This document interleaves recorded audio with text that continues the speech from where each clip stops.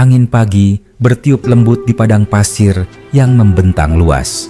Pasir yang halus berterbangan setiap kali derap langkah kuda melintasinya. Dari kejauhan, terlihat barisan panjang pasukan Islam tengah bergerak menuju utara. Di barisan depan, seorang panglima gagah berwajah tegas menunggang kuda hitam dengan jubah panjang berkibar ditiup angin. Dialah Khalid bin Walid, pemimpin yang telah memenangkan banyak pertempuran besar di Syam dan Irak. Sorot matanya memancarkan keyakinan yang tak tergoyahkan, dan setiap kata yang keluar dari bibirnya mampu membakar semangat ribuan pasukan di belakangnya. Hari itu, ia memimpin ekspedisi menuju kota Tiberias, salah satu benteng penting Romawi di wilayah Syam. Tiberias dikenal sebagai kota yang indah, terletak di tepi danau besar dengan air jernih dan tanah subur di sekitarnya. Namun, keindahan itu kini dijaga oleh ribuan prajurit Romawi yang bertekad mempertahankannya dari tangan kaum muslimin. Ketika pasukan Islam berhenti untuk beristirahat, Khalid turun dari kudanya dan berjalan perlahan meninjau barisan. Ia memperhatikan wajah-wajah para prajurit. Sebagian masih muda, sebagian lagi sudah beruban, namun semuanya menatapnya dengan penuh kepercayaan. Ia menepuk bahu salah satu prajurit sambil berkata, "Wahai saudaraku, jangan biarkan hatimu goyah oleh jumlah musuh. Mereka berperang untuk mempertahankan dunia, sementara kita berperang untuk mendapatkan ridha Tuhan. Siapa yang lebih kuat di antara dua pasukan yang memiliki tujuan berbeda?" Prajurit itu menunduk dan menjawab dengan suara bergetar, "Kami tidak takut, wahai pemimpin. Kami hanya ingin memastikan bahwa setiap langkah kami menuju kemenangan tidak menjauh dari kebenaran." Khalid tersenyum, menatapnya penuh rasa bangga. Kebenaran selalu bersama mereka yang beriman dan jujur. Tidak ada kemenangan sejati tanpa ketulusan hati. Sore harinya, Khalid memanggil semua perwira untuk berkumpul di bawah tenda besar yang didirikan di tengah kemah. Di atas hamparan pasir, terbentang peta sederhana yang menunjukkan posisi pasukan Romawi di sekitar Tiberias. Ia berdiri tegak di depan mereka, menunjuk arah barat laut. Menurut laporan para pengintai, pasukan Romawi telah memperkuat benteng di sisi timur kota. Mereka menunggu bala bantuan dari arah utara. Kita tidak akan menunggu mereka menjadi lebih kuat.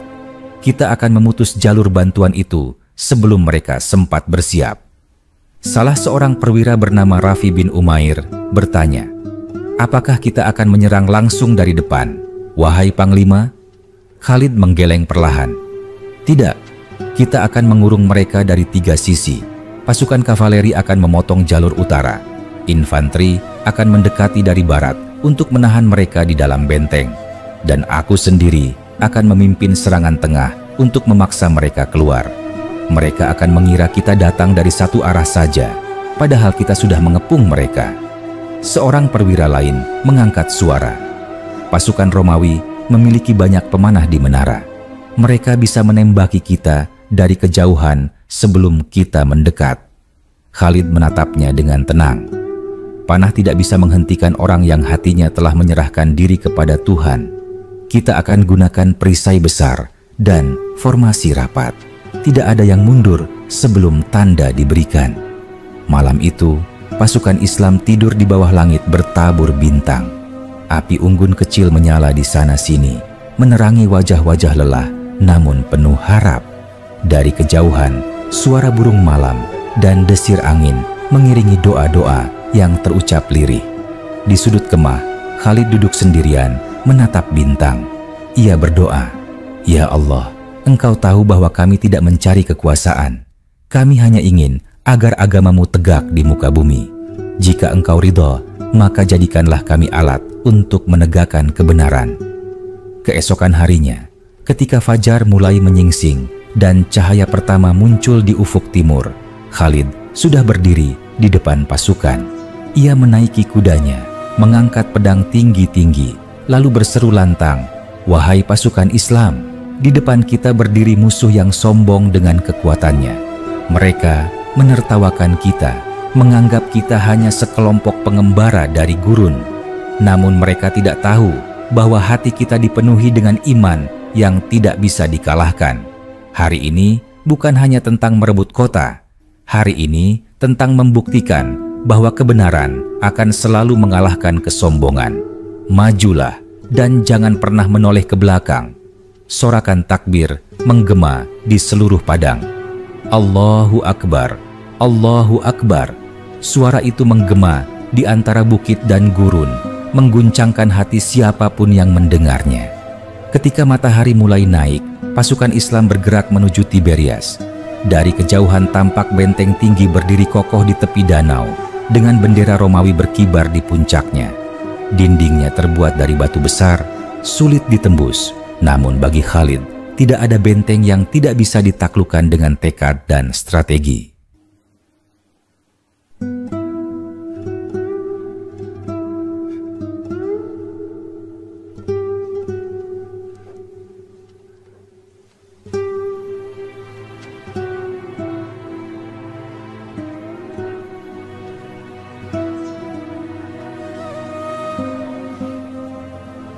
Di atas menara benteng, komandan Romawi, seorang pria tinggi besar bernama Niketas, berdiri sambil memandangi pasukan Muslim yang datang mendekat. Wajahnya tegang, namun masih menyimpan keangkuhan. Apakah mereka pikir dengan jumlah segitu mereka bisa menembus pertahanan Tiberias? Katanya pada perwira di sampingnya. Perwira itu menjawab, "Tuanku, itu bukan pasukan biasa. Pemimpin mereka adalah Khalid bin Walid. Banyak tentara kami di selatan kalah oleh pasukan yang dipimpinnya. Mereka berperang dengan semangat yang tidak bisa dijelaskan." Niketas menatap tajam. "Tidak ada manusia yang tak bisa dikalahkan. Siapkan pasukan berkuda. Kita akan keluar dan membuat mereka gentar sebelum sempat mendekat." Trompet perang dibunyikan. Gerbang benteng terbuka lebar dan 1000 prajurit Romawi melesat keluar dengan tombak panjang dan perisai besar. Suara derap kuda bergemuruh seperti badai. Khalid yang sudah memperkirakan hal itu mengangkat tangan memberi isyarat. "Pemanah, siapkan panah kalian. Jangan lepaskan sebelum tanda." Ketika pasukan Romawi sudah cukup dekat, Khalid berteriak, "Sekarang!" Ratusan anak panah melesat ke udara, membentuk lengkungan hitam di bawah matahari. Hujan panah jatuh ke tengah barisan Romawi, menewaskan puluhan prajurit dalam sekejap. Kuda-kuda panik, beberapa jatuh, sebagian berlari tanpa kendali. Formasi musuh kacau.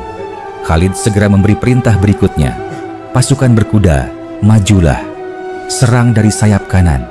Derap kuda, pasukan Islam terdengar mengguncang bumi. Mereka menerjang dengan pekik takbir, menggema di udara. Allahu Akbar. Pertempuran pecah di tengah padang. Pedang beradu dengan perisai, tombak menembus baju besi, dan teriakan perang membelah udara. Di antara debu dan darah, Khalid terlihat seperti singa di tengah perburuan. Pedangnya menebas ke kanan dan kiri, setiap ayunannya menjatuhkan lawan. Di tengah pertempuran, Khalid melihat seorang perwira Romawi besar, bertubuh tinggi, menunggang kuda putih, memegang pedang panjang bersinar di bawah matahari. Ia menantang dengan suara keras, "Siapa di antara kalian yang cukup berani melawanku?" Khalid memacu kudanya mendekat dan menjawab dengan suara lantang, "Aku, Khalid bin Walid. Aku datang bukan untuk mencari kemasyhuran, tapi untuk menegakkan kebenaran. Ayo maju dan buktikan keberanianmu." Perwira itu menyeringai, lalu menebaskan pedangnya ke arah Khalid. Dengan kecepatan luar biasa, Khalid menangkis, lalu berputar mengayunkan pedangnya ke arah dada lawan. Dua pedang beradu keras, menimbulkan suara gemerincing seperti petir. Pertarungan itu berlangsung lama. Keduanya bertukar tebasan dengan kekuatan penuh. Prajurit di sekitar mereka berhenti sejenak, menyaksikan duel dua pendekar besar itu. Akhirnya, Khalid menemukan celah. Ia berpura-pura tersandung, lalu dalam satu gerakan cepat menebas dari bawah. Pedangnya menembus baju besi lawan dan mengenai bahunya. Darah muncrat ke udara. Perwira Romawi itu terjatuh dari kudanya. Napasnya tersengal. Dengan suara lemah ia berkata, "Mengapa engkau tidak membunuhku?" Khalid menatapnya dengan tenang. "Karena aku tidak berperang untuk membunuh. Aku berperang agar manusia mengetahui siapa Tuhan mereka yang sebenarnya." Perwira itu menatapnya lama sebelum akhirnya menutup mata untuk selamanya. Pertempuran terus berlanjut hingga matahari condong ke barat.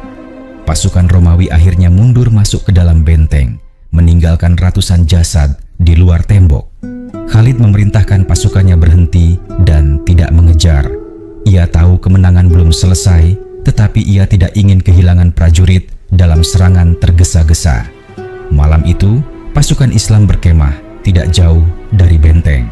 Di tengah suara jangkrik dan angin lembut dari danau, Khalid berdiri di atas bukit kecil menatap tembok tinggi Tiberias. Ia berkata dalam hati, "Besok mereka akan menyerah. Mereka akan tahu bahwa tidak ada benteng yang bisa melindungi kesombongan." Beberapa perwira mendekatinya. Salah satunya berkata, "Wahai pemimpin, apakah engkau yakin mereka akan menyerah tanpa serangan lagi?" Khalid menatapnya sambil tersenyum. "Mereka telah melihat kekuatan kita hari ini. Ketika hati mereka mulai ragu, mereka akan datang sendiri membawa bendera putih." Dan benar saja, keesokan harinya ketika matahari baru terbit, dari gerbang benteng keluar sekelompok utusan Romawi membawa kain putih tanda menyerah. Mereka berjalan perlahan mendekati tenda Khalid. Salah satu dari mereka berbicara dengan suara berat, "Kami datang membawa pesan dari Niketas. Ia bersedia menyerahkan kota dengan syarat rakyatnya dibiarkan hidup dan harta mereka tidak dirampas." Khalid menjawab dengan suara tegas, "Kami tidak datang untuk merampas. Kami datang untuk membawa keadilan. Jika mereka tunduk dan bersedia hidup damai di bawah hukum Islam, maka tidak ada yang akan disakiti. Katakan kepada Niketas, Tiberias akan aman."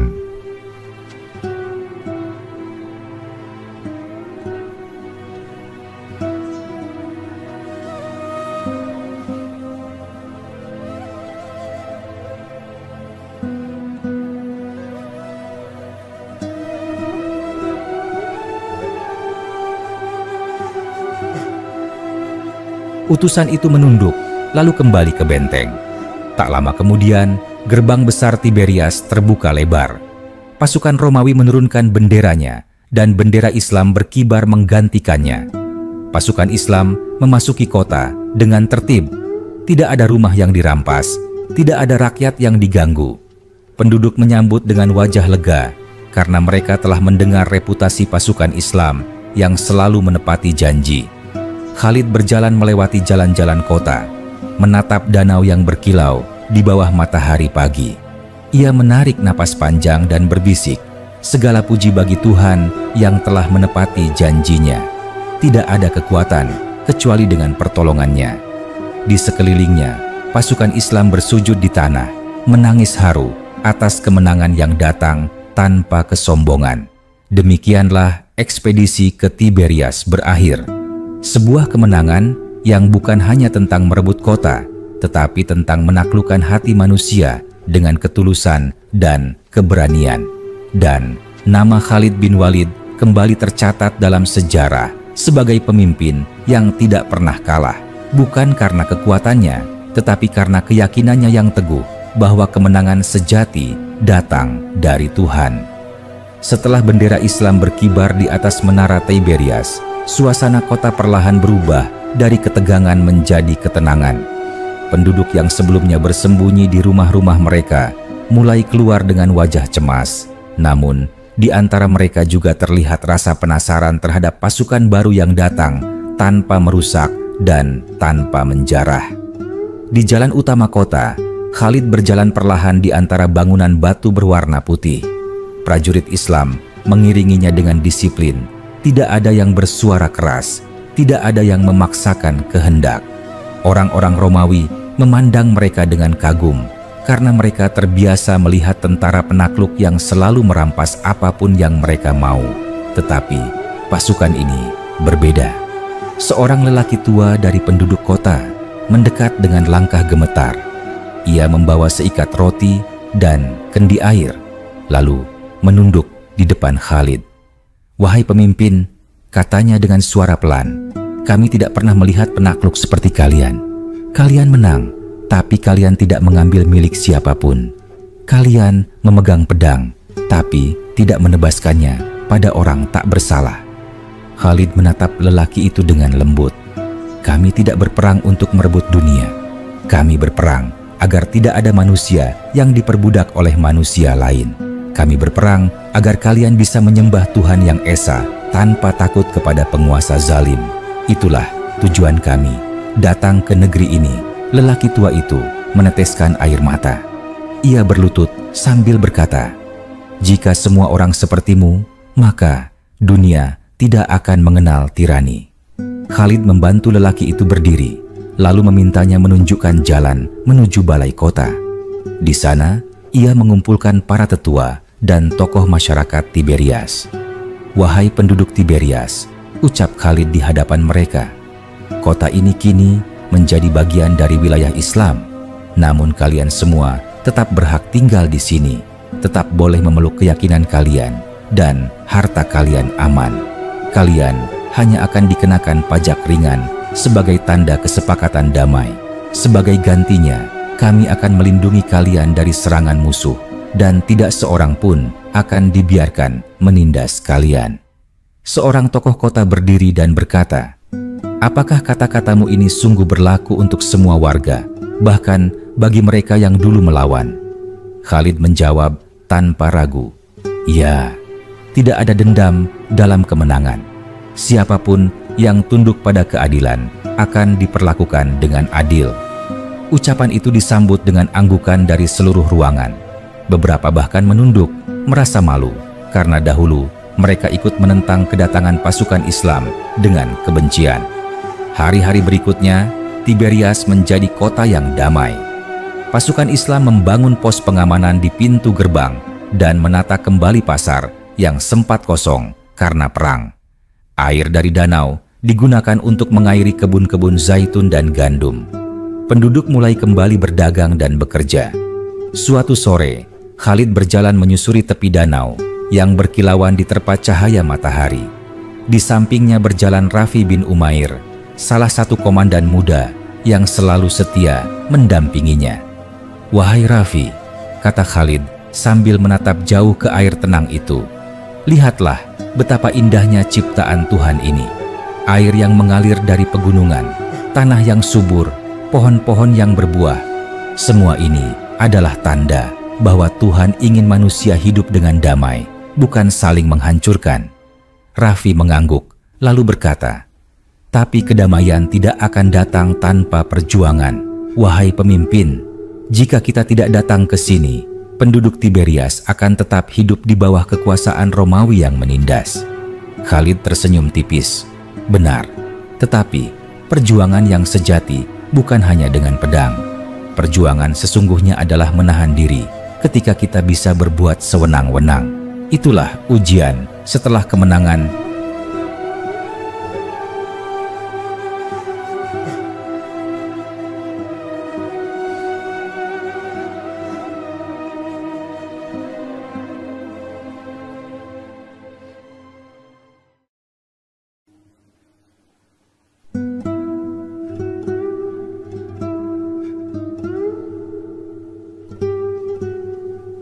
Mereka berjalan beberapa langkah lagi, lalu dari kejauhan tampak seorang pengintai datang dengan kuda yang berdebu. Ia turun dengan terburu-buru dan menunduk di hadapan Khalid. "Wahai pemimpin, aku datang dari arah utara. Ada kabar penting. Pasukan Romawi dari wilayah Baisan sedang bergerak ke arah kita. Mereka hendak merebut kembali." Tiberias Khalid menatap ke arah utara, matanya menyipit. "Berapa jumlah mereka?" "Sekitar 15.000 prajurit dengan persenjataan lengkap dan dukungan kavaleri berat." Rafi terkejut.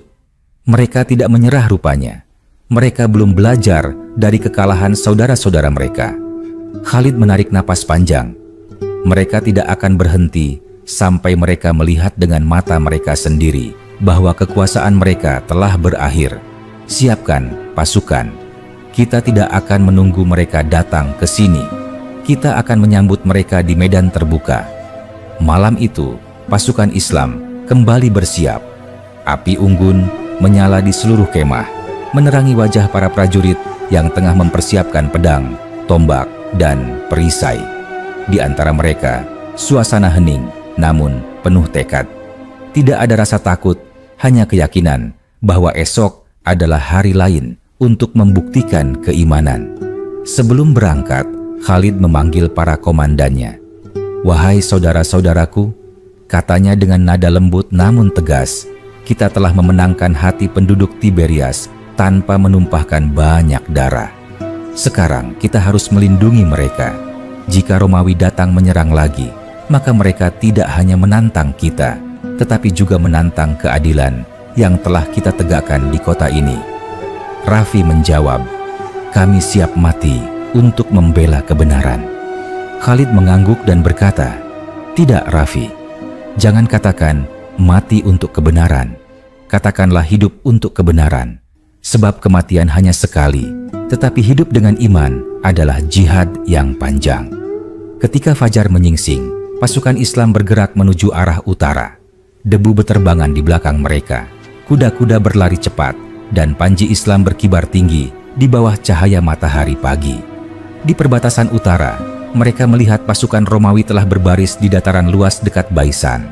Jumlah mereka besar, armor mereka berkilau, dan bendera kekaisaran berkibar megah. Di tengah barisan terlihat panglima Romawi baru, seorang pria bernama Theodorus, dikenal kejam namun ahli strategi. Theodorus memandang pasukan Islam dari kejauhan dan berkata kepada ajudannya, "Mereka hanya sekelompok prajurit dari gurun. Mereka tidak tahu cara berperang di tanah subur ini. Kita akan mengubur mereka di sini dan mengambil kembali Tiberias besok." Khalid mendekat dengan kudanya. Dari kejauhan, ia melihat Theodorus menatapnya. Ia mengangkat pedang tinggi-tinggi dan berteriak, "Wahai pasukan Romawi, kalian datang bukan untuk menegakkan keadilan, tapi untuk mempertahankan kezaliman. Hari ini kami akan buktikan bahwa kebenaran tidak bisa dikalahkan oleh jumlah." Pasukan Islam berseru serempak, "Allahu Akbar." Pertempuran pun pecah. Anak panah melesat dari kedua sisi. Tanah bergetar oleh derap kuda dan benturan perisai. Khalid memimpin serangan tengah, menembus formasi musuh dengan kecepatan yang tak terduga. Ia menebas kiri dan kanan tanpa henti, seperti badai yang melanda ladang gandum. Rafi memimpin sayap kanan, menyerang dari sisi perbukitan. Pasukan Islam bergerak seperti air yang mengalir, mengurung musuh tanpa memberi mereka waktu untuk mengatur formasi ulang. Theodorus yang melihat pasukannya mulai goyah berteriak, "Bertahan, mereka hanya manusia. Bunuh pemimpin mereka, maka mereka akan hancur." Khalid mendengar teriakan itu, lalu tersenyum. Ia tahu Theodorus sedang berusaha mengalihkan perhatian pasukannya. Ia memacu kudanya langsung ke arah panglima Romawi itu. Dalam beberapa detik, mereka berhadapan di tengah medan perang yang penuh debu. Theodorus menatap Khalid dengan mata marah. "Engkau penyebab kekalahan kekaisaranku. Engkau akan mati hari ini." Khalid menjawab dengan suara tenang, "Kematian adalah janji Tuhan kepada setiap makhluk. Tapi tidak semua kematian berarti kekalahan." Pertarungan dua pemimpin besar itu berlangsung sengit.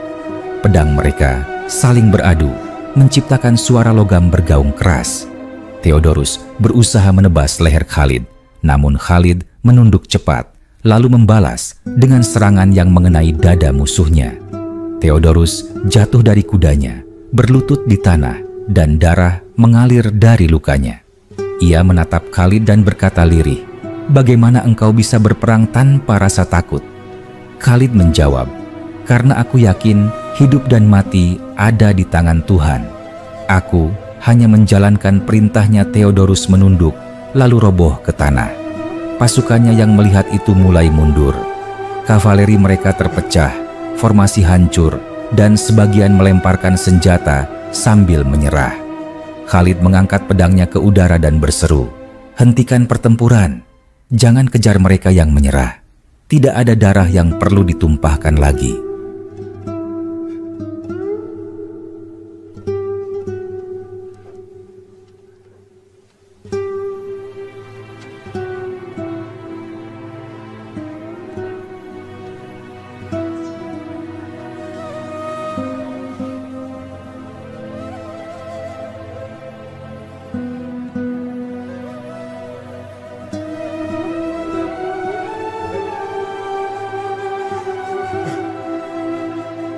pasukan Islam menghentikan serangan. Debu perlahan turun dan medan perang menjadi sunyi. Di bawah langit sore yang berwarna jingga, pasukan Islam berdiri tegak memandang ke arah musuh yang telah kalah. Khalid menatap ke langit, lalu berkata, "Pelan, kemenangan ini bukan milikku. Ini milik mereka yang bersabar, beriman, dan tidak berputus asa." Ia kembali ke Tiberias, membawa pasukannya yang lelah, tapi penuh syukur. Penduduk kota menyambut mereka dengan gembira, menyadari bahwa pasukan yang melindungi mereka bukan penjajah, tetapi pelindung yang membawa keadilan sejati. Malam itu, di bawah langit bertabur bintang, Khalid duduk di tepi danau sambil menatap pantulan cahaya bulan di air. Ia berkata dalam hati, "Wahai Tuhan, Engkau telah memberi kami kemenangan demi kemenangan. Jangan biarkan kemenangan ini membuat kami sombong. Jadikan kami hamba yang rendah hati, yang selalu ingat bahwa semua kekuatan hanyalah milik-Mu." Dan di tepi danau itu, dalam kesunyian malam, terdengar suara lirih pasukan yang berdoa, mensyukuri karunia yang telah mereka terima. Air danau beriak pelan, seolah turut menyaksikan lahirnya babak baru dalam sejarah Syam, di bawah kepemimpinan seorang panglima yang tidak pernah kalah, karena hatinya selalu tunduk kepada Tuhan. Beberapa pekan telah berlalu sejak kemenangan besar di Tiberias. Kota itu kini menjadi salah satu titik terpenting bagi pasukan Islam di wilayah Syam. Dari menara-menara pengintai di pinggiran kota, terlihat jalan-jalan mulai ramai kembali. Anak-anak berlari di pasar, para petani membawa hasil panen ke dermaga, dan pedagang dari berbagai negeri datang menawarkan barang dagangan mereka. Khalid sering berdiri di atas benteng Tiberias, menatap ke utara dan timur. Di balik cakrawala yang jauh, Damaskus menunggu. Ia tahu bahwa selama Damaskus masih berada di tangan Romawi, keamanan seluruh wilayah Syam tidak akan pernah benar-benar terjamin. Suatu pagi, ketika matahari baru naik dan udara masih segar, seorang pengintai datang dengan kabar dari utara. Ia turun dari kudanya dan membungkuk di hadapan Khalid. "Wahai pemimpin, pasukan Romawi di Damaskus sedang memperkuat pertahanannya. Mereka membangun menara baru dan mengumpulkan pasukan dari daerah sekitarnya." Khalid menatap ke arah barat, matanya menyipit. "Apakah mereka bersiap menyerang atau bertahan?" "Sepertinya mereka bersiap untuk bertahan," jawab pengintai itu. "Mereka tahu bahwa engkau akan datang." Rafi bin Umair yang berdiri di sisi Khalid berkata, "Mereka tahu engkau tidak akan berhenti di Tiberias. Mereka menunggu seranganmu di Damaskus, dan itu artinya mereka takut." Khalid tersenyum tipis. Takut adalah tanda bahwa hati mereka telah goyah. Tapi jangan pernah remehkan musuh yang sedang ketakutan, karena mereka bisa melakukan apa saja untuk menyelamatkan diri. Kita akan mendekat dengan hati-hati. Beberapa hari kemudian, Khalid memanggil semua komandan ke balai utama. Di hadapan mereka terbentang peta kasar yang menunjukkan jalur menuju Damaskus. Ia menelusuri garis-garis di peta itu dengan ujung pedangnya. Dari Tiberias ke Damaskus ada 3 jalur utama. Jalur timur melewati lembah sempit dengan sumber air sedikit, tetapi sulit diserang dari samping. Jalur tengah adalah jalur dagang yang lebar dan cepat, tapi di sana Romawi telah membangun menara pengintai. Jalur barat melalui pegunungan, berbahaya bagi kuda, tapi bisa digunakan untuk serangan kejutan. Salah satu perwira, seorang veteran tua, berkata, "Apakah kita akan mengambil jalur barat, wahai pemimpin? Jalur itu panjang, tetapi jika berhasil, kita bisa muncul di belakang mereka." Khalid mengangguk perlahan. "Kita akan menggunakan 2 jalur. Sebagian besar pasukan melalui jalur tengah untuk menarik perhatian mereka, sementara aku akan memimpin pasukan kavaleri ringan melalui jalur barat. Kita akan tiba di belakang Damaskus tanpa mereka sadari." Para komandan saling berpandangan. Mereka tahu bahwa rencana seperti itu membutuhkan keberanian dan disiplin tinggi. Tetapi jika ada satu orang yang bisa melakukannya, itu adalah Khalid bin Walid. Malam itu, pasukan bersiap. Perbekalan dikumpulkan, pedang diasah, dan panji-panji diperbaiki. Ketika bulan naik tinggi di langit, Khalid memeriksa barisan demi barisan. Ia menatap wajah para prajuritnya, lalu berkata dengan suara yang dalam dan mantap, "Perjalanan ini akan panjang dan berat, tapi ingatlah, setiap langkah yang kita ambil bukan untuk kebanggaan, melainkan untuk menegakkan keadilan. Kita bukan penakluk yang datang untuk menguasai, kita adalah pembawa amanah." Pasukan bergerak ketika fajar tiba. Debu gurun membentuk tirai tipis di belakang barisan mereka. Di tengah perjalanan, Khalid sering turun dari kudanya, berjalan di antara prajurit untuk memastikan semuanya dalam keadaan baik. Ia tidak membiarkan seorang pun kehausan atau kelaparan. Jika ada yang sakit, ia berhenti dan menunggu.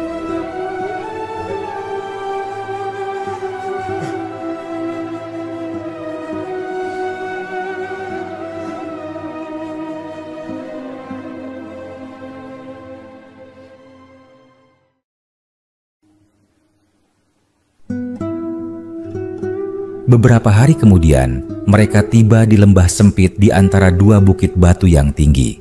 Udara di sana panas dan kering, namun dari puncak bukit terlihat dataran luas yang menuju ke arah Damaskus. Khalid berhenti sejenak untuk memeriksa medan. Ia tahu bahwa Romawi mungkin sudah menyiapkan penyergapan. Benar saja, tidak lama kemudian, pengintai datang melapor, "Wahai pemimpin, di depan sana ada pasukan kecil Romawi yang bersembunyi di balik bukit. Mereka menunggu kita lewat untuk menyerang dari atas." Khalid memikirkan hal itu sejenak, lalu berkata, "Baik, kita akan berpura-pura tidak tahu. Biarkan mereka menyerang dulu, lalu kita balas dari dua arah. Mereka akan terjebak di antara kita." Ia segera mengatur pasukan. Bagian depan dibiarkan maju seperti biasa. Sementara sebagian kecil prajurit memutar ke belakang bukit secara diam-diam. Ketika pasukan Romawi menyerang dari atas, pasukan yang bersembunyi langsung muncul dari belakang dan menyerang mereka. Dalam waktu singkat, pasukan Romawi terpecah dan kalah. Setelah pertempuran kecil itu selesai, Khalid berdiri di atas batu besar, menatap ke arah utara. Dari kejauhan, terlihat bayangan dinding kota Damaskus yang menjulang tinggi. Di balik tembok itu, bendera Romawi berkibar megah. "Di sanalah tujuan kita," katanya perlahan. Damaskus, kota yang telah lama menjadi kebanggaan Kekaisaran Romawi. Tapi kebanggaan itu akan runtuh jika mereka tidak mau menerima kebenaran. Pasukan Islam berkemah di luar kota, menunggu pasukan utama yang datang dari jalur tengah. Ketika semuanya tiba, Khalid mengumpulkan para pemimpin dan menyusun rencana pengepungan. Ia tidak ingin menyerang secara membabi buta, karena Damaskus adalah kota besar dengan tembok yang tinggi dan penduduk sipil yang banyak. "Kita tidak akan menghancurkan kota ini," katanya tegas. "Kita akan mengepungnya dan memberi mereka pilihan, menyerah dengan damai atau melawan hingga habis. Jika mereka menyerah, semua penduduk akan aman. Hari-hari berlalu dalam pengepungan yang panjang. Romawi bertahan di dalam kota, memanah dari menara, dan mencoba bertahan dengan persediaan yang mereka miliki.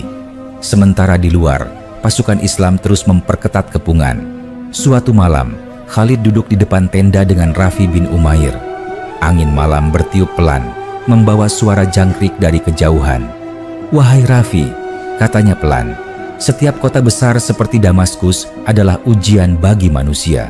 Banyak pemimpin yang berubah setelah meraih kekuasaan sebesar ini. Aku takut bukan pada pasukan musuh, tapi pada hati manusia setelah kemenangan." Rafi menjawab, "Engkau tidak akan tergelincir, wahai pemimpin. Engkau memimpin dengan kejujuran, bukan dengan keserakahan." Khalid tersenyum samar. "Semoga Tuhan menjagaku, sebab setan selalu lebih dekat kepada orang yang diberi amanah besar."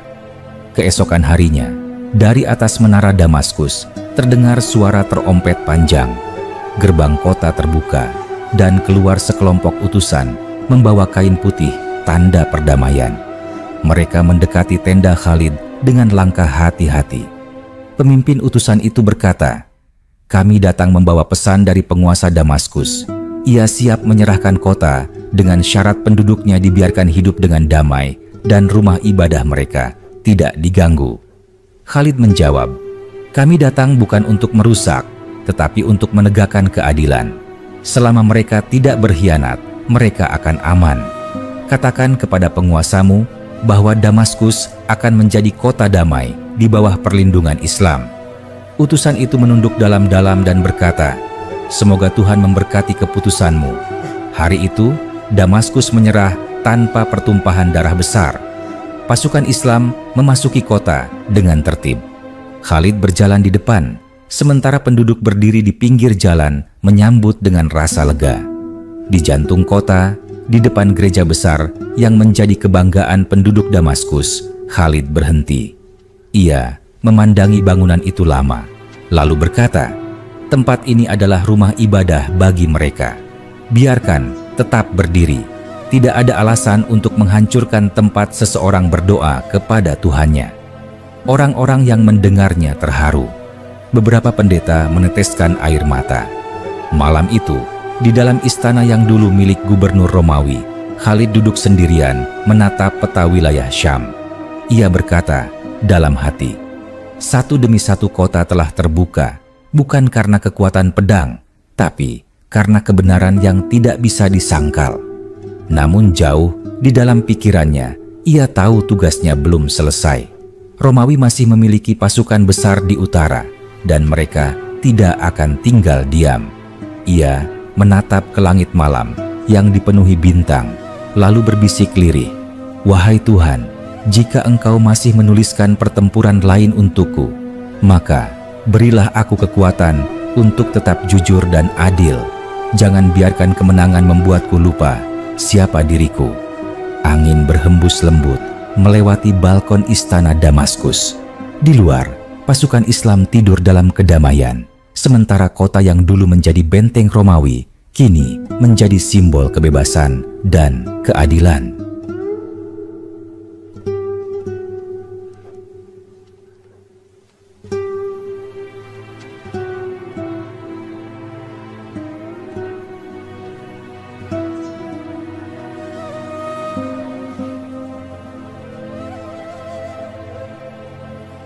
Khalid menatap pemandangan itu lama sekali, lalu menutup matanya dengan tenang. Ia tahu bahwa besok perjalanan baru akan dimulai lagi. Perjalanan untuk menegakkan kebenaran, bukan dengan kesombongan, tapi dengan hati yang tunduk sepenuhnya kepada Tuhan. Beberapa bulan telah berlalu sejak Damaskus berada dalam kedamaian. Penduduk mulai hidup berdampingan dengan pasukan Islam. Pasar kembali ramai, dan jalan-jalan yang dulu dijaga oleh serdadu Romawi kini diawasi oleh para pengawal Islam yang adil dan jujur. Namun, di balik ketenangan itu, awan hitam mulai muncul di utara. Kekaisaran Romawi tidak tinggal diam. Mereka sedang menyiapkan kekuatan besar untuk merebut kembali tanah-tanah yang telah hilang. Suatu pagi, Khalid duduk di halaman benteng Damaskus ketika seorang kurir datang dengan kuda yang berlari kencang. Tubuhnya penuh debu dan napasnya tersengal. "Wahai pemimpin, utusan dari Homs baru saja tiba. Pasukan Romawi yang sangat besar sedang berkumpul di dekat sungai Yarmuk. Mereka datang dari berbagai kota, dari Antioquia, dari Kaisarea, dan dari Baisan. Jumlah mereka tak terhitung, dipimpin oleh jenderal besar mereka." Mahan Khalid berdiri perlahan, matanya menatap jauh ke arah utara. "Mereka datang untuk menghapus jejak kemenangan kita," katanya tenang. "Mereka ingin membuktikan bahwa kekuasaan mereka belum runtuh." Rafi bin Umair yang berdiri di sampingnya berkata, "Apakah kita akan menunggu mereka datang ke sini, wahai pemimpin?" Khalid menoleh kepadanya dan menjawab tegas, "Tidak, kita tidak pernah menunggu musuh. Kita akan datang kepada mereka sebelum mereka sempat menyerang. Siapkan seluruh pasukan. Kita akan bergerak menuju Yarmuk." Berita itu segera menyebar ke seluruh Damaskus. Pasukan Islam mulai bersiap dengan penuh semangat. Para prajurit memeriksa pedang, tombak, dan panah. Di antara mereka tidak ada rasa takut, hanya keyakinan bahwa setiap langkah mereka adalah bagian dari perjuangan di jalan Tuhan. Sebelum keberangkatan, Khalid berdiri di tengah lapangan kota. Ribuan prajurit berkumpul mengelilinginya. Ia mengangkat pedangnya dan berkata lantang, "Wahai pasukan Islam, di depan kita telah menunggu pasukan yang sangat besar. Mereka datang dengan baju besi, kuda perang, dan kebanggaan yang tinggi. Tapi ingatlah, kemenangan tidak datang dari jumlah, tidak dari senjata, dan tidak dari kekuatan manusia. Kemenangan datang dari hati yang yakin dan doa yang tulus. Jika kita berperang dengan niat yang bersih, maka bumi ini akan menyaksikan keajaiban lagi." Seruan takbir menggema di seluruh lapangan. Allahu Akbar, Allahu Akbar. Suara itu menggetarkan udara dan membuat semangat para prajurit membara. Pasukan pun berangkat meninggalkan Damaskus. Mereka berjalan melewati lembah, sungai, dan dataran luas menuju arah barat daya. Dalam perjalanan, Khalid sering turun dari kudanya untuk berbicara langsung dengan prajurit yang berjalan di barisan belakang. Ia ingin memastikan tidak ada yang tertinggal, tidak ada yang lemah atau kehausan. Satu malam, di tengah perjalanan menuju Yarmuk, pasukan beristirahat di lembah yang dikelilingi bukit-bukit. Api unggun menyala, menerangi wajah-wajah yang lelah. Khalid duduk bersama Rafi bin Umair, Abu Ubaidah, dan beberapa perwira lainnya. Rafi berkata, "Wahai pemimpin, pengintai melaporkan bahwa jumlah pasukan Romawi mencapai lebih dari 100.000 orang. Mereka membangun kemah besar di sepanjang tepi sungai Yarmuk. Mereka membawa pasukan dari Yunani, Armenia, bahkan dari Eropa Timur." Khalid mendengarkan tanpa menunjukkan ketakutan. "Itu berarti Tuhan sedang memberi kita kesempatan untuk menyaksikan keajaiban yang lebih besar," katanya pelan namun tegas. Satu pasukan kecil dengan keyakinan dapat mengalahkan lautan manusia jika hati mereka bersatu. Abu Ubaidah menghela napas. "Aku tahu engkau tidak takut, Khalid, tapi aku khawatir pasukan kita akan goyah jika melihat besarnya kekuatan musuh." Khalid menatapnya dalam-dalam. "Tidak ada pasukan yang goyah jika pemimpinnya teguh. Esok pagi, kita akan mendirikan kemah di tempat yang bisa dilihat oleh musuh. Aku ingin mereka tahu bahwa kita tidak bersembunyi, dan aku ingin pasukan kita melihat bahwa mereka tidak berperang untuk dunia, tapi untuk keabadian." Keesokan harinya, pasukan Islam tiba di lembah luas dekat sungai Yarmuk. Di seberang sungai itu, pasukan Romawi sudah berbaris seperti lautan baja. Baju zirah mereka berkilau terkena sinar matahari, dan bendera mereka berkibar di atas ribuan tenda putih. Melihat pemandangan itu, beberapa prajurit Islam menarik napas panjang. Seorang pemuda yang baru pertama kali ikut perang berbisik kepada temannya, "Apakah mungkin kita menang melawan pasukan sebesar itu?" Temannya menjawab sambil tersenyum, "Jika kita hanya mengandalkan kekuatan kita, maka tidak mungkin. Tapi kita tidak berperang sendirian. Tuhan bersama kita."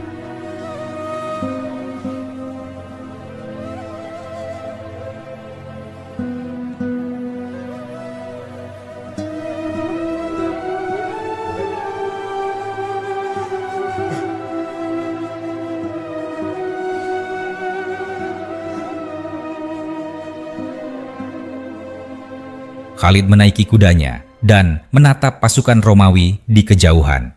"Lihatlah mereka," katanya lantang. "Mereka datang dengan kebanggaan dunia. Tapi kita datang dengan keimanan. Antara kita dan mereka tidak ada yang sama kecuali daging dan darah. Tapi hati kita jauh berbeda. Mereka ingin hidup panjang di dunia, kita ingin hidup abadi di akhirat." Hari-hari berlalu dalam ketegangan. Pasukan dari kedua belah pihak saling mengamati. Kadang terjadi bentrokan kecil di pinggir lembah, namun pertempuran besar belum dimulai. Suatu sore, seorang utusan Romawi datang ke kemah Khalid. Ia membawa pesan dari Jenderal Mahan. "Wahai pemimpin Arab," katanya, "Jenderal kami mengajakmu untuk berdamai. Ia menawarkan emas dan harta jika kalian mau kembali ke tanah kalian dan meninggalkan Syam." Khalid tersenyum tenang. "Katakan pada jenderalmu," ujarnya, bahwa kami tidak datang untuk mencari emas atau harta. Kami datang untuk membebaskan manusia dari perbudakan sesama manusia, agar mereka hanya tunduk kepada Tuhan. Jika ia ingin berdamai, biarlah ia menerima kebenaran. Jika tidak, maka kami akan menunjukkan padanya apa yang dilakukan oleh orang-orang yang beriman." Utusan itu terdiam lama, lalu pergi tanpa berkata apapun. Ketika ia kembali ke kemah Romawi, Jenderal Mahan marah besar. "Mereka sombong," teriaknya. "Jika begitu, besok kita akan hancurkan mereka." Malam itu, Khalid tidak tidur. Ia berjalan di antara kemah prajurit, memeriksa barisan, memastikan semua siap. Beberapa prajurit sedang berdoa. Sebagian membaca ayat-ayat suci dengan suara lirih. Suasana malam begitu tenang, hanya terdengar suara angin yang membawa aroma pasir dan debu. Ketika fajar menyingsing, Khalid memanggil semua panglima. "Hari ini adalah hari besar," katanya. "Hari di mana dunia akan menyaksikan siapa yang benar dan siapa yang dusta. Jangan biarkan rasa takut menguasai hati kalian. Jika kalian mati, kalian akan berjumpa dengan Tuhan dalam keadaan mulia. Jika kalian hidup, maka kemenangan akan menjadi milik kalian." Ketika matahari mulai naik, kedua pasukan bergerak. Dari kejauhan, suara jenderang perang Romawi terdengar keras, diikuti oleh derap kuda yang mengguncang tanah. Pasukan Islam berbaris rapat, panji-panji mereka berkibar di bawah langit biru. Pertempuran pun dimulai. Panah-panah melesat di udara, tombak-tombak menembus perisai, dan pedang beradu dengan suara keras.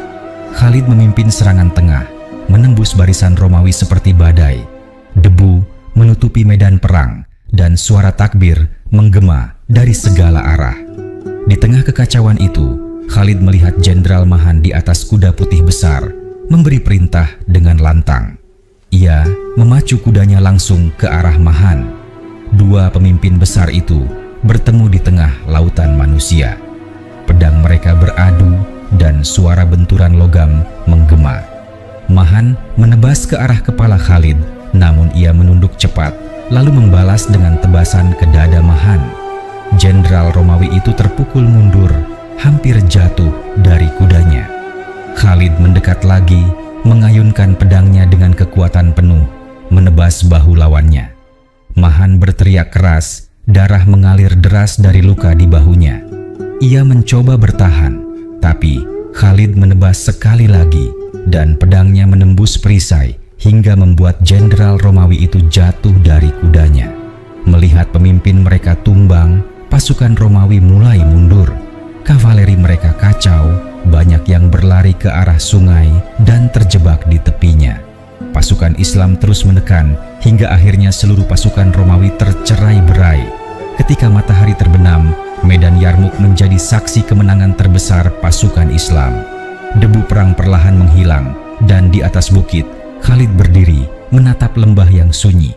Rafi mendekatinya dan berkata, "Kemenangan ini akan dikenang sepanjang masa, wahai pemimpin." Khalid menjawab pelan, "Kemenangan ini bukan karena aku, bukan karena kalian, tapi karena Tuhan yang memberi pertolongan. Jika suatu hari aku kalah, semoga aku kalah dalam keadaan tetap jujur."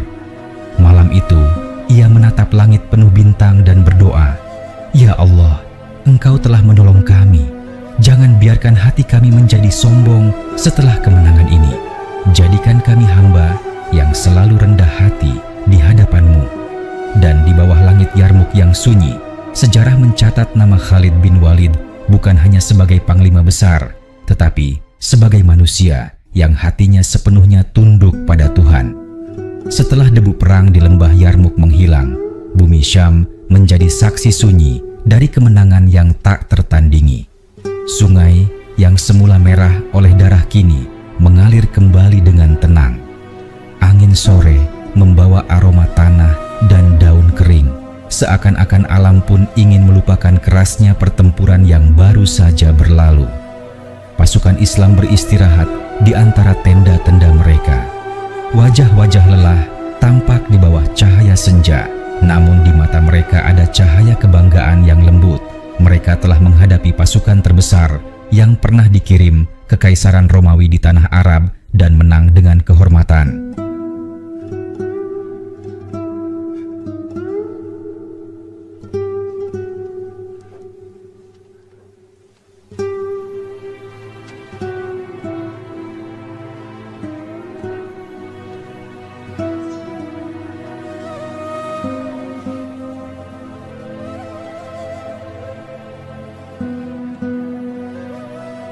Khalid berjalan perlahan di antara barisan pasukannya yang sedang beristirahat. Ia menyapa satu persatu, menanyakan keadaan mereka. Tidak ada jarak antara dirinya dan para prajurit. Ia duduk di tanah bersama mereka, makan roti keras dan kurma, dan minum dari kendi air yang sama. Seorang prajurit muda berkata dengan kagum, "Wahai pemimpin, tidak ada panglima di dunia ini yang seperti engkau. Engkau selalu bersama kami, di depan saat bertempur, di tengah saat kami kelelahan, dan di belakang saat kami butuh dorongan." Khalid tersenyum dan menjawab lembut, "Aku hanyalah manusia biasa, sama seperti kalian. Jika ada sesuatu yang membuat kita menang, itu bukan karena pedangku, tapi karena keyakinan kalian." Malam itu, di bawah langit Yarmuk yang bertabur bintang, Khalid duduk sendiri di bukit kecil, memandangi api unggun pasukan yang menyala di kejauhan. Suara angin berdesir, membawa kenangan tentang semua pertempuran yang telah ia lalui, dari Uhud hingga Mu'tah, dari Yamamah hingga Damaskus. Ia mengingat wajah-wajah yang telah gugur, teman-teman seperjuangan yang dulu berlari bersamanya di medan perang, kini telah kembali ke pangkuan Tuhan. Berapa banyak darah yang telah tertumpah, dan berapa banyak jiwa yang telah terangkat, gumamnya pelan. Apakah aku masih akan sanggup menanggung semua ini? Beberapa hari setelah pertempuran, utusan dari Madinah datang membawa kabar besar. Khalid sedang memeriksa pasukan ketika utusan itu tiba. Ia turun dari kudanya, memberi salam, lalu menyerahkan gulungan surat dari Amirul Mukminin Umar bin Khattab. Khalid membuka surat itu dan membacanya perlahan. Matanya menatap tulisan di atas kulit itu lama sekali, lalu ia menarik napas panjang. Surat itu berisi keputusan bahwa ia dicopot dari jabatannya sebagai panglima tertinggi dan digantikan oleh Abu Ubaidah. Suasana di sekitar tiba-tiba hening. Beberapa perwira yang mengetahui isi surat itu menatap dengan kaget. Seorang dari mereka berkata dengan nada tinggi, "Apakah ini adil, wahai pemimpin? Engkau baru saja membawa kemenangan besar, tetapi mereka mencopotmu?" Khalid mengangkat tangannya, memberi isyarat agar semua diam. Ia berkata, "Tenang, diamlah. Aku tidak berperang karena jabatan. Aku berperang karena Tuhan. Jika Umar mencopotku, maka aku akan patuh, karena aku tidak memerangi manusia. Aku memerangi hawa nafsuku sendiri." Ia menatap Abu Ubaidah yang berdiri di dekatnya, lalu berkata dengan suara lembut namun tegas, "Mulai hari ini, engkaulah pemimpin pasukan ini. Aku akan menjadi prajurit di bawah perintahmu, Abu Ubaidah." Terharu mendengarnya. Ia menunduk dan berkata, "Wahai Khalid, demi Tuhan, aku tidak ingin mengambil tempatmu. Engkau lebih layak untuk memimpin." Namun Khalid menjawab sambil tersenyum, "Tidak, wahai saudaraku. Aku lebih mencintai ketaatan daripada kekuasaan. Aku tidak akan membuat satu luka pun di tubuh umat ini dengan perpecahan. Jika engkau memimpin, maka aku akan menjadi pedang di tanganmu." Kabar itu segera menyebar ke seluruh pasukan. Banyak yang tidak percaya bahwa seorang panglima sebesar Khalid dapat menerima keputusan itu dengan begitu tenang. Tapi itulah kebesaran hatinya. Ia tahu bahwa kemenangan sejati bukan menaklukkan musuh di medan perang, tapi menaklukkan kesombongan di dalam hati sendiri. Hari-hari berlalu dan pasukan Islam terus melanjutkan tugas mereka di bawah kepemimpinan Abu Ubaidah. Namun, Khalid tetap menjadi sosok yang dihormati semua orang. Di setiap medan, ia selalu berada di barisan terdepan, bertempur dengan keberanian yang sama seperti dulu. Tidak ada rasa dendam, tidak ada keluhan. Suatu malam, Abu Ubaidah datang ke tendanya dan berkata, "Wahai Khalid, engkau adalah pedang Tuhan yang tidak pernah patah. Mengapa engkau tidak marah atas keputusan itu?" Khalid menatap langit, lalu menjawab pelan, "Aku pernah berperang dengan 1.000 orang melawan 10.000. Aku pernah menang melawan kekaisaran yang besar. Tapi musuh yang paling sulit dikalahkan adalah keangkuhan diri sendiri. Jika aku marah karena kehilangan jabatan, maka semua perjuanganku tidak ada artinya." Abu Ubaidah terdiam, lalu berkata dengan suara bergetar, "Demi Tuhan, tidak ada manusia yang seperti engkau di muka bumi ini." Khalid tersenyum, lalu berkata, "Jangan katakan itu. Aku hanyalah prajurit yang mencoba setia kepada kebenaran. Semua yang kita miliki hanyalah titipan. Bahkan pedang ini suatu hari akan berkarat dan hilang, tapi kebenaran tidak akan pernah hilang." Beberapa tahun kemudian, setelah seluruh wilayah Syam berada dalam kedamaian, Khalid mulai jarang terlihat di medan perang. Ia menghabiskan waktunya membantu masyarakat, membangun sumur, memperbaiki jalan, dan mengajari anak-anak muda tentang keberanian dan kejujuran. Suatu sore, ia duduk di bawah pohon kurma bersama beberapa prajurit muda. Seorang di antara mereka bertanya polos, "Wahai pemimpin, apakah engkau tidak ingin lagi berperang?"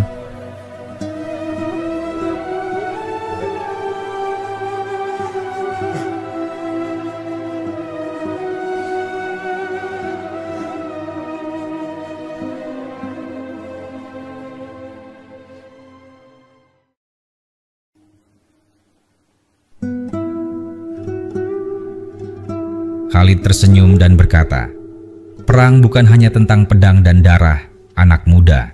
Ada perang yang lebih besar, yaitu perang melawan diri sendiri. Dan itu tidak pernah berhenti, bahkan ketika semua musuh telah tiada." Hari berganti, tahun berlalu. Tubuhnya mulai lemah, rambutnya memutih, tapi matanya masih memancarkan cahaya yang sama. Cahaya keyakinan yang tak pernah padam. Pada suatu malam yang sunyi di kota Homs, Khalid terbaring di atas ranjang sederhana. Di sekelilingnya, beberapa sahabat duduk dengan wajah sedih. Ia menatap langit-langit dan berkata dengan suara lemah, "Aku telah melalui 100 pertempuran dan tidak ada satupun luka di tubuhku yang tidak bekas pedang atau tombak. Tapi kini aku akan mati di atas tempat tidurku seperti seekor unta tua. Sungguh aku malu kepada Tuhan." Air mata mengalir di pipi para sahabatnya. Seorang di antara mereka berkata, "Engkau tidak perlu malu, wahai pemimpin. Engkau telah berjuang lebih dari siapapun di muka bumi." Khalid tersenyum lembut. "Tidak," katanya lirih. "Aku hanya berharap Tuhan menerimaku, bukan karena banyaknya pertempuran, tapi karena keikhlasan yang kecil di hatiku." Beberapa saat kemudian, napasnya perlahan melemah. Ia menatap langit untuk terakhir kalinya dan berbisik, "Ya Allah, Engkau telah memberi kemenangan. Engkau juga berhak mengambil segalanya. Terimalah aku dengan rahmat-Mu, bukan dengan amal-amalku." Dan dengan kalimat itu, Khalid bin Walid pergi menghadap Tuhannya, bukan sebagai panglima yang ditakuti, tapi sebagai hamba yang dicintai. Berita wafatnya mengguncang seluruh negeri Syam. Orang-orang datang dari segala penjuru untuk mengantarnya ke peristirahatan terakhir. Abu Ubaidah berdiri di dekat makamnya, lalu berkata dengan suara bergetar, "Tidak ada di bumi ini pedang seperti dia, dan mungkin tidak akan ada lagi setelahnya. Tapi pedang yang sesungguhnya bukan terbuat dari baja, melainkan dari hati yang bersih." Langit sore di Homs hari itu tampak tenang. Angin berhembus lembut, membawa debu halus yang menutupi jejak kaki para pejuang. Di kejauhan, suara adzan menggema, seolah-olah seluruh alam sedang mengantarkan sang pahlawan menuju kedamaian abadi. Dan demikianlah akhir kisah manusia yang namanya selalu disandingkan dengan keberanian, kejujuran, dan keteguhan iman. Seorang prajurit yang tidak hanya menaklukkan musuh di medan perang, tapi juga menaklukkan dirinya sendiri. Setelah pemakaman itu, kota Homs diliputi suasana hening. Orang-orang berjalan dengan langkah pelan, seolah-olah seluruh udara di kota itu kehilangan semangatnya. Di setiap sudut terdengar bisikan yang menyebut nama Khalid. Para prajurit menangis, para anak muda menceritakan kisahnya dengan mata berbinar, dan para ibu menyebut namanya dalam doa. Beberapa hari setelah pemakamannya, Abu Ubaidah duduk di beranda rumah sederhana. Di tangannya ada sehelai kain tua, mantel perang milik Khalid. Ia memandangi kain itu lama sekali. Inilah yang ia kenakan di medan Yarmuk, katanya pelan kepada salah satu perwira yang duduk bersamanya. Kain ini penuh debu dan darah, tapi ia tidak pernah menggantinya dengan yang baru, karena ia tidak berperang untuk kemegahan. Perwira itu berkata dengan mata berkaca, "Aku masih ingat, wahai Abu Ubaidah, ketika kami menawari Khalid baju zirah dari perak dan helm dari logam terbaik, ia menolak. Ia berkata, 'Aku tidak ingin ada satu benda pun di tubuhku yang membuatku lupa bahwa aku hanyalah debu di hadapan Tuhan.'" Abu Ubaidah tersenyum getir. Ya, begitulah dirinya. Dunia tidak pernah memikat hatinya, dan justru karena itulah dunia akan selalu mengingatnya. Hari-hari berlalu, tetapi kisah tentang Khalid tidak pernah redup.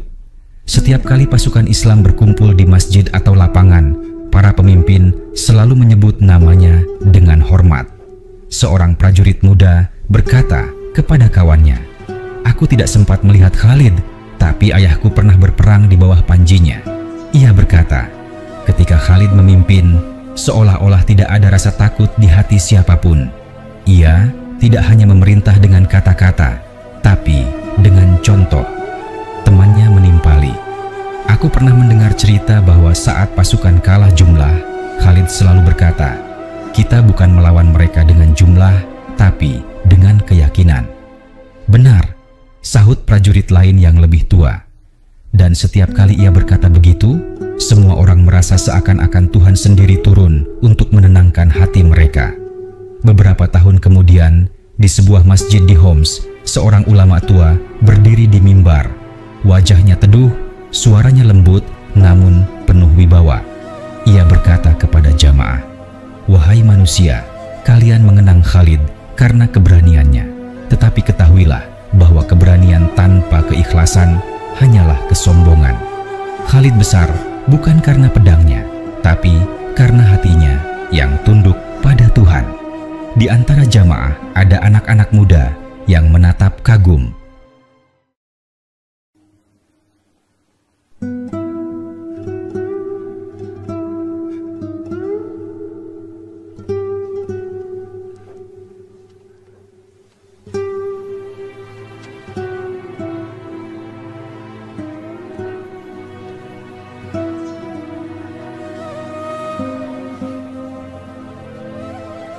Salah satu dari mereka, seorang pemuda yang baru saja belajar menulis, menunduk dan mencatat kata-kata sang ulama dengan penuh semangat.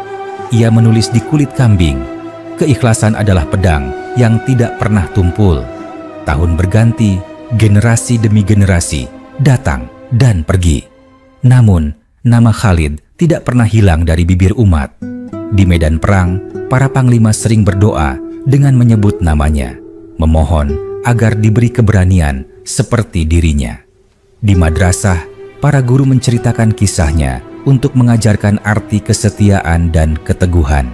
Di suatu malam di Homs, banyak tahun setelah kepergiannya, seorang tua berjalan melewati pemakaman di mana jasad Khalid dimakamkan. Ia berhenti di depan makam itu dan berbisik, "Wahai Khalid, dunia telah banyak berubah sejak engkau pergi. Tapi setiap kali kami menghadapi ketakutan, kami mengingat namamu. Engkau mengajarkan kami bahwa seorang manusia bisa menjadi kecil di hadapan dunia, tapi besar di hadapan Tuhan." Angin berhembus lembut, menggoyangkan dedaunan pohon yang tumbuh di dekat makam itu. Bulan memantulkan cahaya pucat di atas batu nisan yang sederhana. Tidak ada kemewahan, tidak ada ukiran megah, hanya nama, Khalid bin Walid. Di hari-hari berikutnya, banyak peziarah datang ke makamnya. Mereka tidak hanya datang untuk berdoa, tapi juga untuk belajar dari hidupnya. Seorang prajurit tua pernah berkata kepada muridnya di depan makam itu, "Lihatlah, Ia tidak memiliki istana, tidak memiliki harta, tapi seluruh dunia mengenalnya. Karena kemuliaan sejati bukan diukur dari apa yang kau miliki, melainkan dari apa yang kau berikan untuk kebenaran. Pemuda itu menunduk dan berkata lirih, "Apakah mungkin ada orang seperti dia lagi, wahai guru?" Sang guru menjawab, "Setiap zaman melahirkan pejuangnya sendiri. Tapi mereka yang seperti Khalid lahir dari hati yang mencintai kebenaran lebih dari dirinya sendiri." Di Madinah, bertahun-tahun kemudian, seorang penulis sejarah mencatat kisah perjalanan Khalid dengan penuh kehati-hatian. Ia menulis dalam kitabnya, "Di antara manusia, ada yang menaklukkan negeri, ada yang menaklukkan lautan, tapi Khalid menaklukkan hati manusia dengan ketulusan. Ia tidak hanya membawa kemenangan bagi Islam, tapi juga membawa pelajaran bahwa kekuatan sejati adalah ketaatan." Dan begitu kisahnya menyebar ke berbagai negeri, dari gurun Arab hingga ke Persia, dari Syam hingga ke Mesir, nama Khalid menjadi lambang keberanian dan iman. Bahkan di kalangan musuh sekalipun, namanya disebut dengan rasa hormat. Seorang jenderal Romawi pernah berkata kepada bawahannya, "Aku tidak takut kepada pasukan mereka, tapi aku takut kepada keyakinan yang mereka bawa." Dan di antara mereka, tidak ada yang memiliki keyakinan sekuat Khalid. Bertahun-tahun setelah itu, ketika musim semi datang dan bunga-bunga bermekaran di sekitar kota Homs, anak-anak kecil sering bermain di dekat makam Khalid. Mereka berlari-lari sambil berteriak riang, "Aku adalah Khalid. Aku tidak takut apapun." Dan tawa mereka menggema di udara, seolah-olah jiwa sang panglima masih hidup di antara mereka, menjaga generasi yang akan datang. Malam pun turun lagi di atas kota Homs. Di kejauhan, menara masjid menyala lembut dan azan Isya berkumandang. Suara muazin bergetar menyebut nama Tuhan dengan penuh pengagungan. Di antara gema itu, seolah-olah terdengar bisikan lembut yang datang dari masa lalu. Suara yang pernah mengguncang lembah Yarmuk dan Damaskus berkata, "Pelan, berperanglah dengan jujur, pimpinlah dengan adil, dan tunduklah kepada Tuhan tanpa ragu. Karena kemenangan sejati bukan milik mereka yang kuat, tapi milik mereka yang bersih hatinya." Dan begitu, kisah tentang Khalid bin Walid menjadi bagian dari sejarah yang abadi, bukan sekadar dalam buku, tapi dalam jiwa setiap orang yang berjuang demi kebenaran, keadilan, dan iman. Kisahnya mengalir seperti sungai yang tidak pernah kering, membawa pesan bagi siapapun yang mendengarnya, bahwa manusia akan dilupakan oleh dunia, tapi ketulusan tidak akan pernah hilang dari ingatan Tuhan.